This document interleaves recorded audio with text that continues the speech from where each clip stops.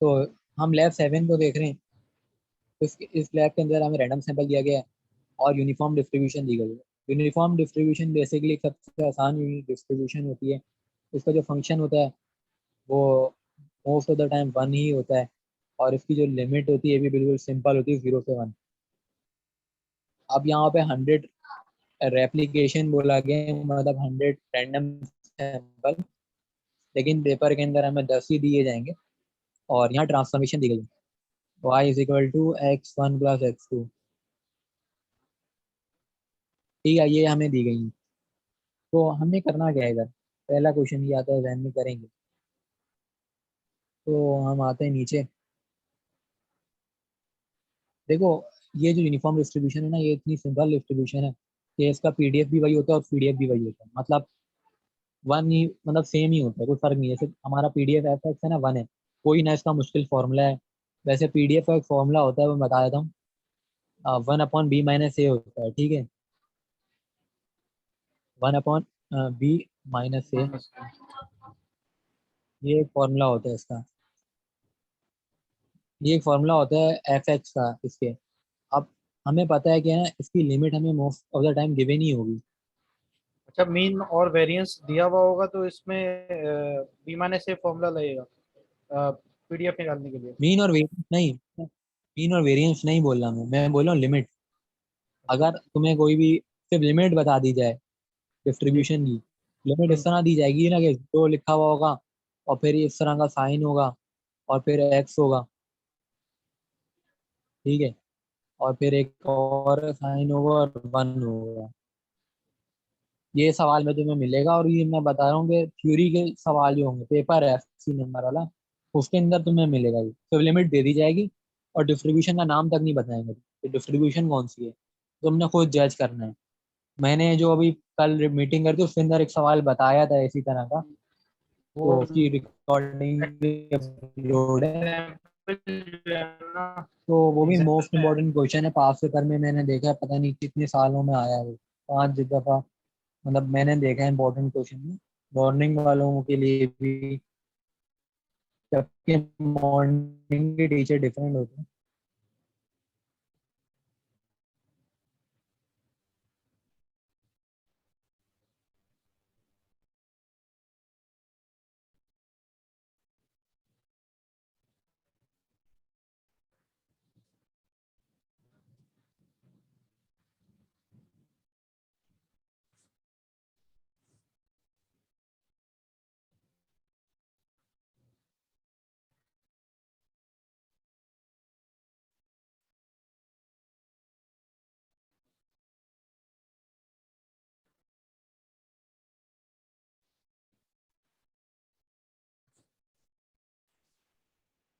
तो मैं ये बोला था कि हमने करा ये फिर कि इंटीग्रेट करा हमने अपर लिमिट के जरिए। जब इंटीग्रेट करा तो हमें सिंपल वैल्यू मिल गई, इसमें कोई मुश्किल इंटीग्रेशन है भी नहीं। और वैसे भी मतलब हमें पता है कि है ना, इसका सीडीएफ और पीडीएफ सेम ही होता है। तो अब इधर इस चीज़ का क्या फायदा हुआ भाई, इधर ये फायदा हुआ कि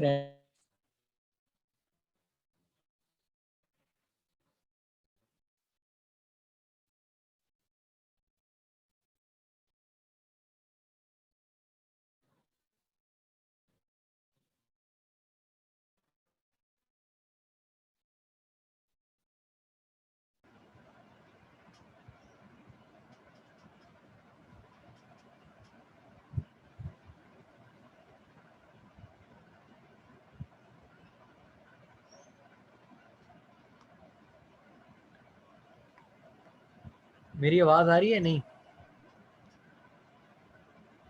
हाँ आ रही है। अच्छा, मेरे मोबाइल में मसला ये हो रहा है कि बार बार ना नेट बंद हो जाता है खुद ही, तो इसलिए मैं लैपटॉप पे ही अब बोल रहा हूँ। तो हाँ, मैं ये बता रहा था कि हमने 10 सैंपल के रैंडम नंबर बनाया, तो इधर भी 10 रैंडम नंबर बनाए। उसके बाद हमने क्या करा, y = x1 + x2। y जो है ना, x1 + x2 करने की वजह ये बनी कि हमें सवाल में बोला गया था। अगर हम ऊपर सवाल में आते हैं, ये तो ये हमें बोला गया था ना कि भाई 100 बनाओ और ये करो, वाई का टेबल बनाओ। तो हम 100 तो नहीं बनाएंगे, हम 10 ही बनाएंगे पेपर में। तो वाई हमने बनाया किस तरीके से, x1 प्लस x2, तो हमने ये भी कर लिया। उसके बाद हमारा अगला काम क्या है,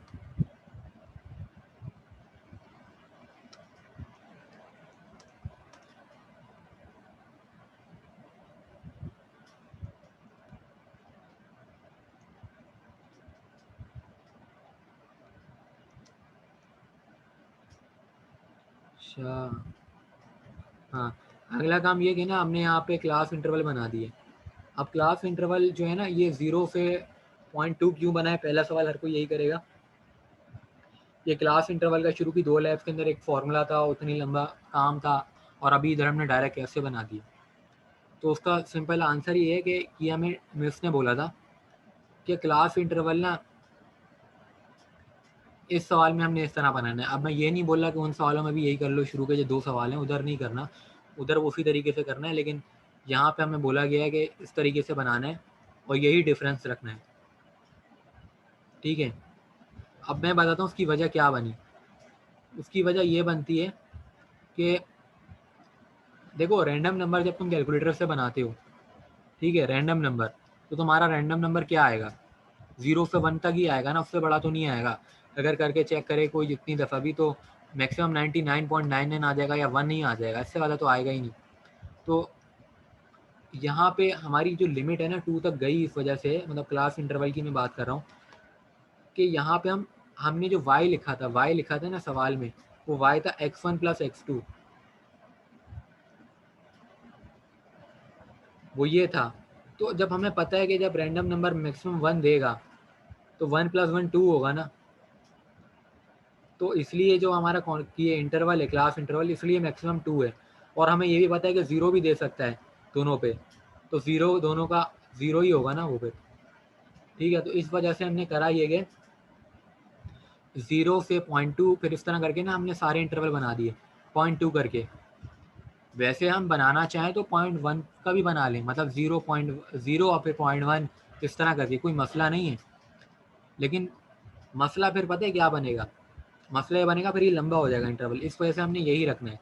अब फ्रीक्वेंसी हमें देखनी पड़ेगी वहाँ से, जो भी मतलब वैल्यू हमारी लाई करी है इन दोनों के दरमियान में, तो हमने लिख देनी कि इतनी ऑब्जर्व फ्रीक्वेंसी है, ठीक है। ऑब्जर्व फ्रीक्वेंसी हमने लिख दी। अब जो इसका अगला कॉलम है ना प्रोबेबिलिटी का, ये इस तरीके से आया है कि टोटल हमारा यहाँ पे 100 ऑब्जर्वेशन थी ना, तो हमने 4 को 100 से डिवाइड करा है, तो हमें प्रोबेबिलिटी मिल गई। अगर हमारा मतलब 10 का होता तो जो भी हमारी फ्रीक्वेंसी आती उसको हम 10 से करते, तो हर फ्रीक्वेंसी को यहाँ पे 100 से करा गया, क्योंकि सवाल में 100 टोटल हमने बनाए थे सैंपल। और क्यूमुलेटिव फ्रीक्वेंसी क्या होती है, क्यूमुलेटिव फ्रीक्वेंसी होती है हमारी इन सबका ऐड करके ऐड करना होता है। मतलब ये कि जैसे 4 है तो 0.9 ऐड करा, फिर 6 ऐड करा, इस तरह करके हम यहाँ पे आके 50 पे आके हमने रोक देना है, ठीक है। क्यों रोक दे रहे हैं, इसलिए रोक देना है क्योंकि हमें ना सवाल में बोला गया था कि हमने प्रोबेबिलिटी निकालनी है y की, कि y 1 से छोटा है। y क्या है, y यही है ना कि x1 प्लस x2, और y 2 तक जा रहा है, लेकिन y 1 से मतलब यहाँ तक 0.8 तक, या समझो कि 1 से छोटा क्या होगा 0.99 तक y की प्रोबेबिलिटी निकालनी है, तो वो हमारी आ रही है 0.52, ठीक है। अब हमने दूसरा ये काम करना है कि हमने करा क्या अभी तक, ये मैं बोलता हूँ सबसे आसान लैब 7 है। अगर 1 और 2 को भी तुम देख लो, कंपेयर कर लो, देख लो कि कौन सी आसान है, तुम्हें आसान 7 ही लगेगी लैब। क्यों, क्योंकि भाई इसके अंदर कुछ करने को ही नहीं है। क्या है इस लैब में, लैब में सिर्फ ये बोला गया कि y निकालो, y के x1 प्लस x2, और तुम्हें बोल दिया गया कि यूनिफॉर्म डिस्ट्रीब्यूशन है, इसका PDF भी तुम्हें गिवन है इधर। तो वरना तो हमें ये मतलब परेशान करने के लिए बोल सकते थे ना कि भाई आपको लिमिट दी है, आपको डिस्ट्रीब्यूशन बताओ कौन सी है। बस यहाँ ये क्वारी लगाई गई है कि 100 दफ़ा हमें बोला गया कि 100 दफ़ा करो, लेकिन हमने पेपर में थोड़ी 100 दफ़ा करना होगा, 10 दफ़ा करना होगा, 20 दफ़ा के लिए होगा, ठीक है। और ये जो CDF निकाले बिल्कुल आसान है एज़ कम्पेयर टू नॉर्मल और एक्सपोनेंशियल डिस्ट्रीब्यूशन, वो हमने देखा था, देख के हमें पता लग गया था कि वो कितना मुश्किल है, शुरू की 2 लैब्स जो है हमारी, ठीक है। अब हमने यहाँ पे ये रैंडम नंबर बनाया सिंपल दोनों तरफ, वाई हमने बनाया इन दोनों को ऐड करके, ठीक है। और फिर हम अगर आते हैं नीचे, ये भी वही है, 100 तक जा रहे हैं, इसलिए इतना बड़ा काम लग रहा था, लेकिन कुछ भी नहीं है ये। यहाँ पे आते हैं तो क्लास इंटरवल हमने खुद से बनाया, ना कोई रेंज का फॉर्मूला, ना कोई क्लास इंटरवल का वाला फॉर्मूला जो शुरू की 2 लैब में हमने करा था। तो शुरू की 2 लैब से तो ये आसान है। अब ये लैब मेरे हिसाब से 90% बंदे छोड़ के आएंगे, अगर मतलब वो शुरू की लैब खाली करके जाते, जबकि उससे आसान लैब ये है। तो हमने ये फ्रीक्वेंसी देख के निकाली, प्रोबेबिलिटी हमने कैसे निकाली, 4 को 100 से डिवाइड करा, मतलब जितने हमने सैंपल बनाए। क्यूमुलेटिव फ्रीक्वेंसी सिंपल एडिशन से आती है। अब वाई हमें बोला गया कि वाई 1 से छोटा है, उसके लिए निकालनी है। तो वाई जो है वो यहाँ पे 1 से छोटा है, मतलब यहाँ तक जो प्रोबेबिलिटी आ रही है वो लेस देन 1 की आ रही है, वो हमें मिल गई। अब हमने ये जो प्रोबेबिलिटी निकाली ना, ये सैंपल वाले डेटा से निकाली। अब हम बात करें एग्जैक्ट प्रोबेबिलिटी की। एग्जैक्ट प्रोबेबिलिटी जो आती है वो एक फॉर्मूले की मदद से आती है। तो हम फॉर्मूले की तरफ आ जाते हैं।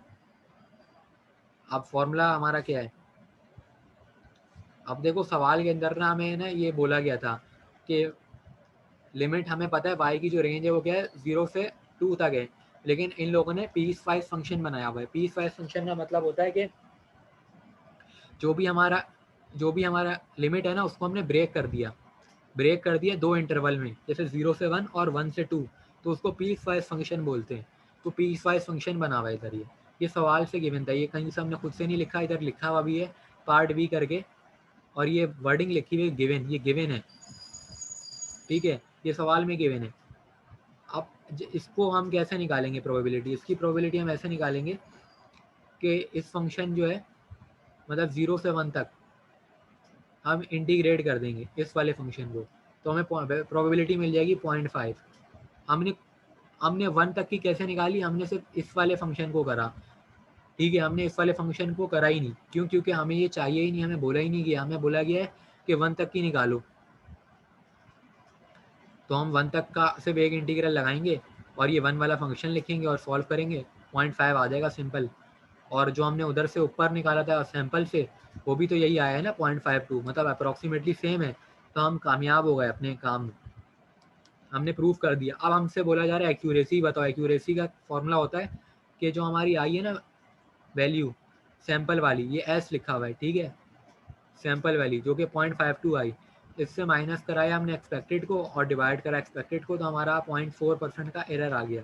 तो हमने बोला भाई हमने काम ठीक करा है, लेकिन 0.4% का एरर आ रहा है, तो ये हमारा प्रैक्टिकल 7 डन हो गया। अब हम आते हैं प्रैक्टिकल 6 के ऊपर।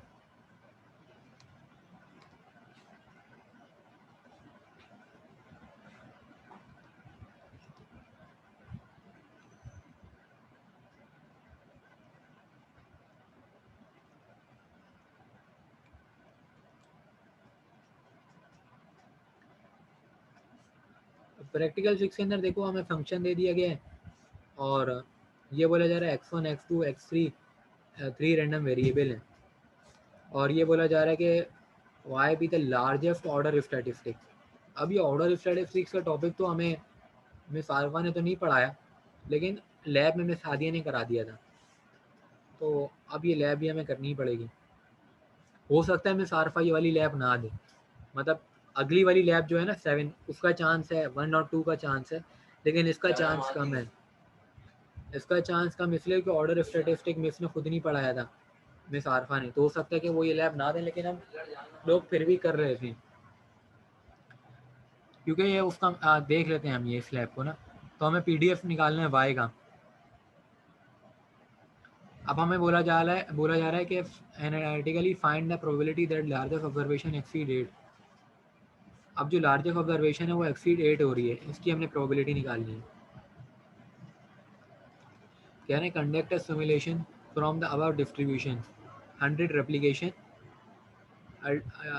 Estimate the probability the larger observation, और कमेंट भी करना है हमने एक्यूरेसी के ऊपर। तो पीडीएफ हम निकाल लें। अब यहाँ पे हमने लिखा है लार्जेस्ट ऑब्जर्वेशन वाई है। अब ये जो चीज़ें लिखी है ना, ये सिंपल रिप्रेजेंटेशन है, इसका कोई परेशानी की बात नहीं है। एट द एंड तुमने ये चीज़ देख ली कि 3 है ना वेरिएबल, इसलिए हम पावर 3 कर रहे हैं, सिंपल बात है।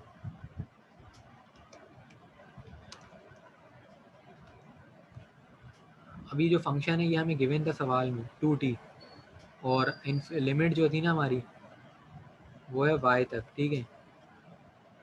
तो y तक है तो हमने इसको सॉल्व करा,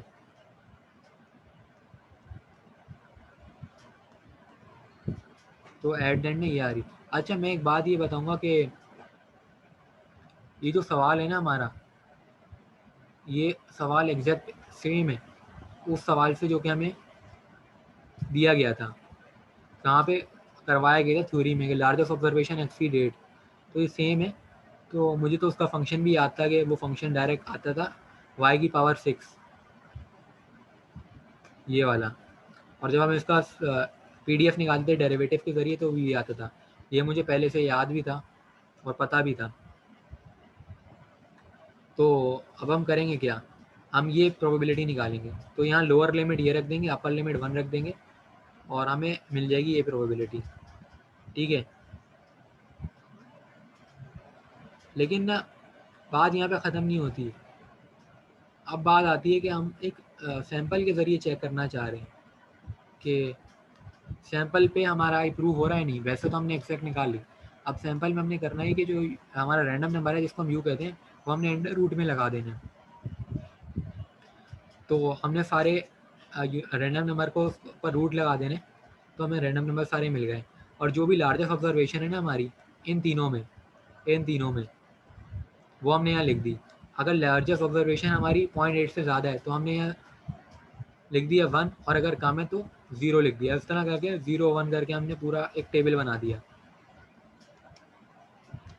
ठीक है। उसके बाद हमने करा ये कि प्रोबेबिलिटी निकालनी है कि कितनी मरतबा हमारी जो ऑब्जर्वेशन है वो इससे ज़्यादा आई है।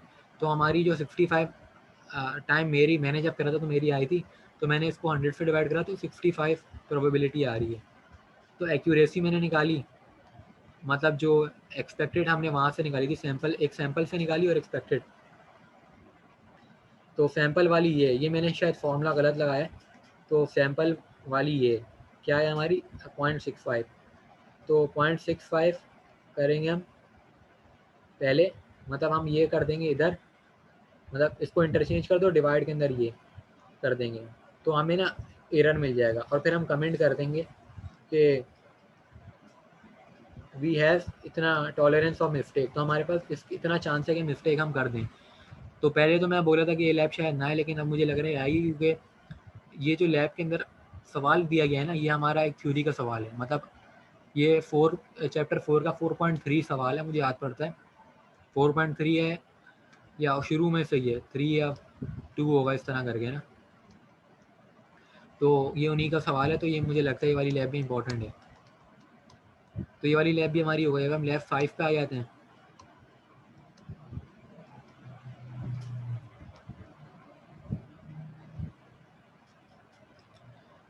लैब 5 के अंदर भी हमें फंक्शन दिया गया और 3 वेरिएबल दे दिए गए हैं। और यहाँ पे ना y जो है वो स्मॉलेस्ट ऑब्जर्वेशन है, पहले हमारा लार्जेस्ट था, अब स्मॉलेस्ट है, तो हमने वही करना है जो पहले करना था। तो सेम यहाँ पे वही मतलब चीज़ें आ रही हैं, ठीक है। और हमने एग्जैक्ट निकाल दी, ठीक है। अब स्मॉलेस्ट है, लेकिन हमने ये पता लगाने कि वो 0.5 से कम है या ज़्यादा है, मतलब कम है, वो 0.5 से कम है, ये निकालना है पता, मतलब। तो हमने ये वाली 0.5 से लिमिट लगाई, अपर 1 तक थी। उसके बाद हमने ये रैंडम नंबर 1 है, अब रैंडम नंबर यहाँ पे डायरेक्टली रैंडम नंबर है, और जो हमारा y है वो लार्जेस्ट लिखा हुआ है मैंने, ठीक है। लेकिन ये क्या है 0.5 से बड़ा हो, तो 0.5 से ना यहाँ पे तकरीबन ज़्यादातर ही बड़े आएंगे हमारे।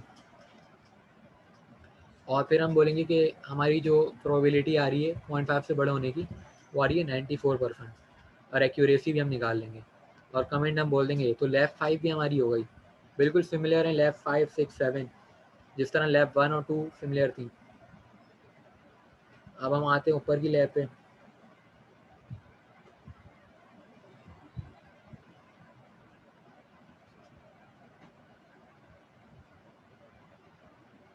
लैब 4 के ऊपर आ जाते हैं।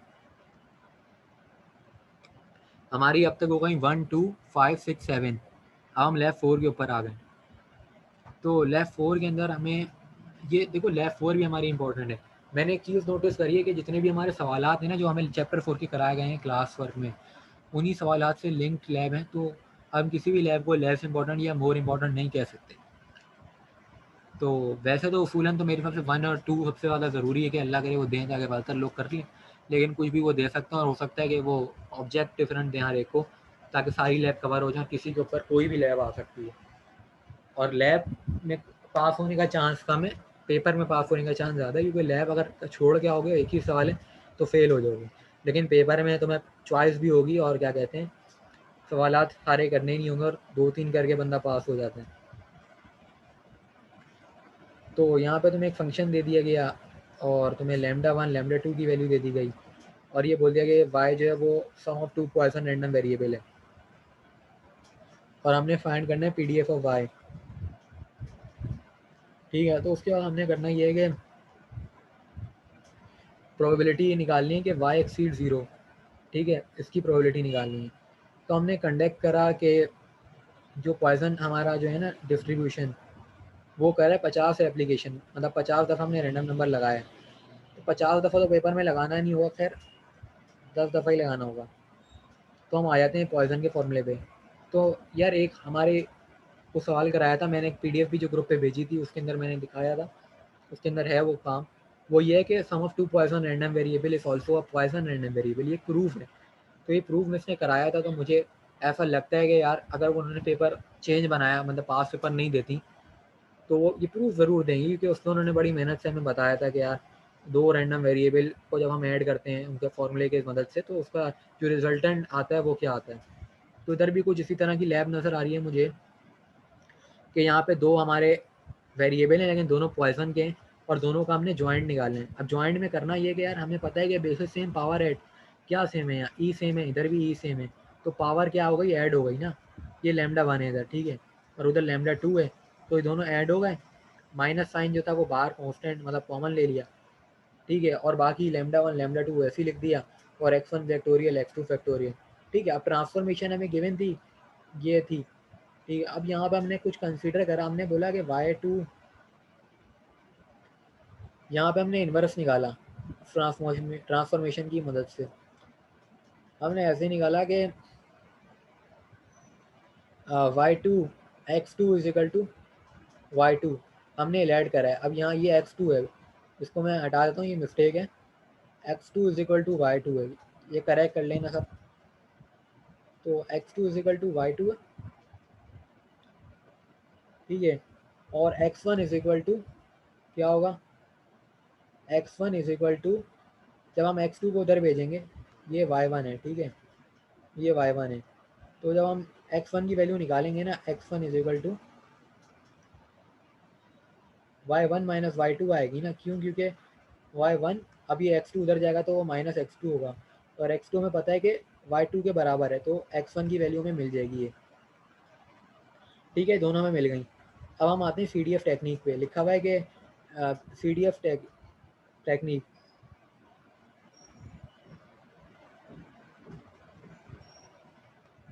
अब हमने करा ये कि वो फंक्शन जो हमने ऊपर ज्वाइन करके लिखा था वो तो वैसे ही लिखा हमने।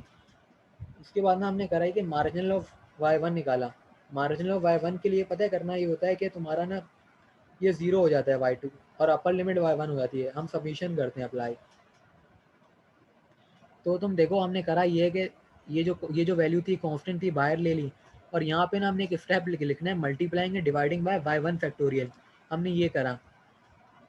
ठीक है, ये हमने करा। अब ये जो फॉर्म बन रही है ना हमारी, ये वाली, ये फॉर्म बन रही है हमारी एक बायनोमियल थ्योरम वाली, ये वाली। तो हमने यहाँ बायनोमियल थ्योरम लगा के लिख दिया। बायनोमियल थ्योरम क्या होता है, बायनोमियल थ्योरम होता है समीशन। अब ये जो फॉर्म बन रही है कम्बिनेशन की बन रही है, कम्बिनेशन में होता है ना, जैसे एन होता है और आर होता है, इनका कम्बिनेशन होता है ना, तो हम कहते हैं एन फैक्टोरियल। ठीक है, उसके बाद होता है एन माइनस आर फैक्टोरियल होता है, और एन माइनस आर फैक्टोरियल होता है।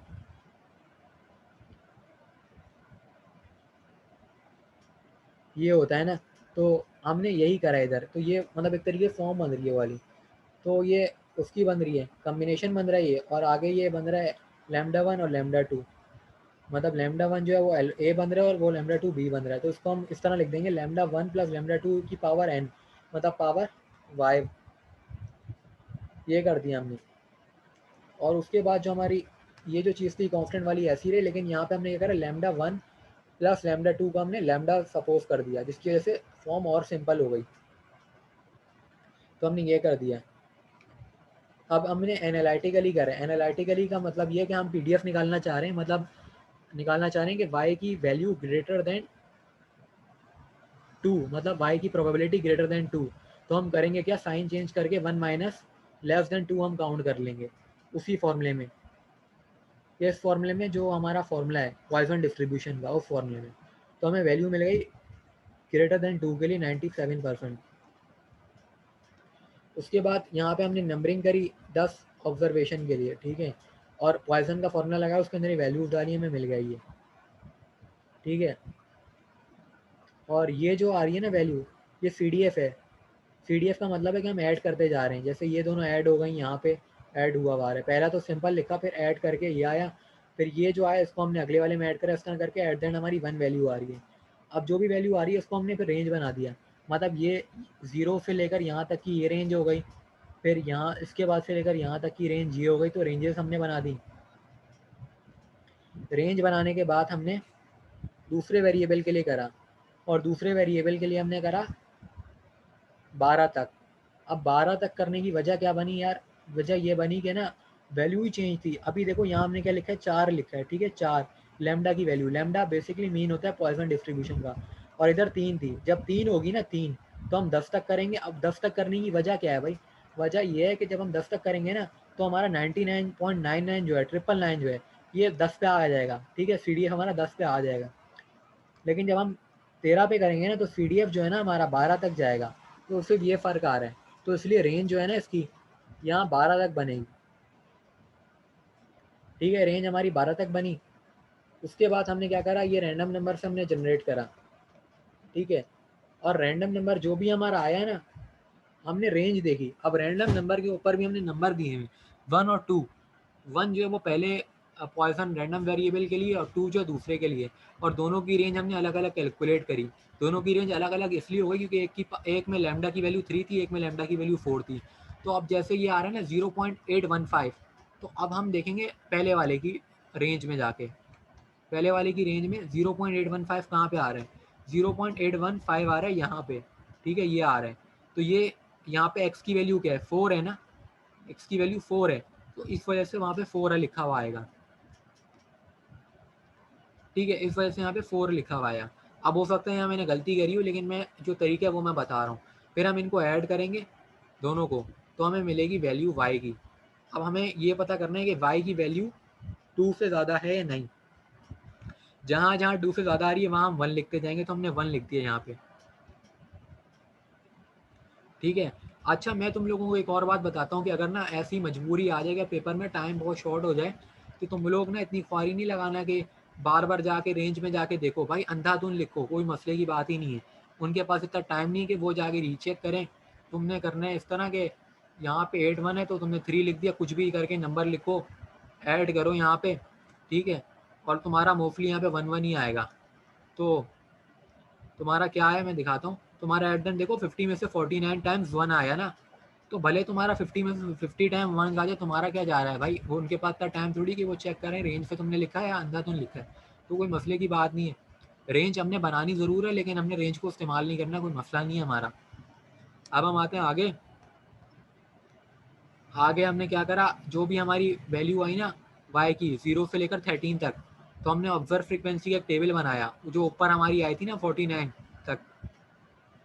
तो हमने ऑब्जर्व फ्रीक्वेंसी बनाई, और फिर हमने इसका पॉइसन का फॉर्मूला लगाया और उसके अंदर वैल्यू डाली, और फिर ये हमने CF निकाला, क्यूमुलेटिव फ्रीक्वेंसी। ये हमने निकाला एक्सपेक्टेड फ्रीक्वेंसी। एक्सपेक्टेड फ्रीक्वेंसी आती है CDF, ये जो आया है इसको मल्टीप्लाई करेंगे टोटल ऑब्जर्वेशन से। टोटल ऑब्जर्वेशन 50 थी, तो यहाँ पे देखो जब हमने मल्टीप्लाई करा, जैसे ये वैल्यू है, इसको तुम 50 से करा के भले चेक कर लो अपने पास, मल्टीप्लाई 50, तो तुम्हें क्या मिलेगी वैल्यू, वही मिलेगी जो इधर लिखी हुई है, 7 के करीब मिलेगी। तो हमने ये निकाल लिया, फिर वही काई स्क्वायर टेस्ट लगाया, यहाँ पे काई स्क्वायर टेस्ट लगाया हमने। काई स्क्वायर टेस्ट लगाया, काई स्क्वायर टेस्ट का यार रूल हमें पता है कि अगर वैल्यू जो है इधर ना लेस देन 5 तक आ रही है, मतलब 5 से बड़ी है, तभी हमने लिखना है। तो ये रूल भी यहाँ पे याद रखना है भाई। उसके बाद हम आगे आते हैं। तो आगे जो भी हमारी वैल्यू आई थी, मतलब अच्छा ये सबमिशन एफएक्स कैसा है, ये मुझसे कुछ लोग पूछ रहे थे।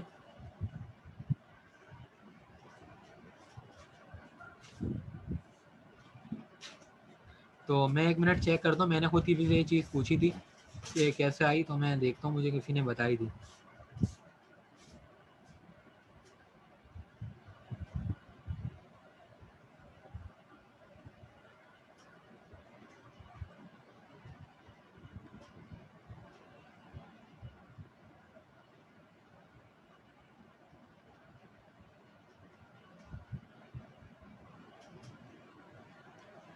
भाई यार ये जो सबमिशन है आ रहा है ना, ये सबमिशन एफएक्स,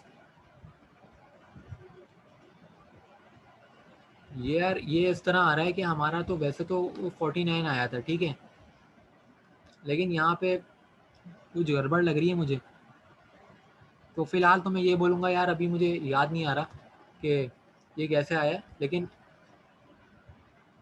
243 मैं नहीं बोलूँगा कि लिख दो तुम, मतलब तुम कुछ भी लिख दो, ऐसी के पास 6 के अराउंड आया वैल्यू, ठीक है, कोई मसले की बात नहीं कि ये रैंडम नंबर वाला काम है, इसमें कोई गलती नहीं कर सकता, बस तुमने स्टेप पूरे शो करने हैं।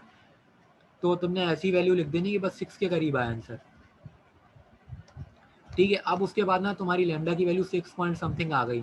अब तुमने वही हाइपोथेसिस बनाना है एक्स एच नोड और एच वन वाला, फिर टी टेस्ट लगाना है। टी टेस्ट मतलब वही जो हमारी काई स्क्वायर वैल्यू आई थी ना यार, यहाँ पे जो आई थी, ये यही वैल्यू लिख देनी है। मतलब टी टेस्ट नहीं है, काई स्क्वायर टेस्ट है, बल्कि टेस्ट स्टैटिक लिखा है हमने, ठीक है, मैंने इसको टी टेस्ट बोल दिया था।